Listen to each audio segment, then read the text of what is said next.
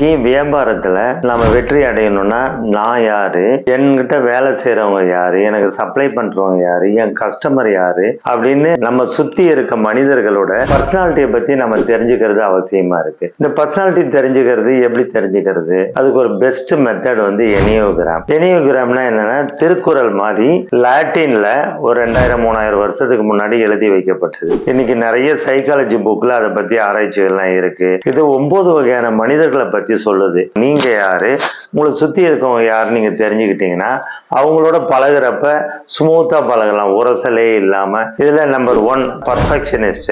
இவங்க பர்ஃபெக்டா இருப்பாங்க. ஆப்போசிட்ல இருக்கிற மனிதர்களும் கரெக்டா இருக்கணும் இதை எதிர்பார்ப்பாங்க. அதுலதான் கான்ஃபிளிக்டே வர ஆரம்பிக்குது. 2ஆம் நம்பர் ஹெல்பர்னே பேரு. அவங்க எல்லாருக்கும் உதவி செய்யணும்னு நினைப்பாங்க.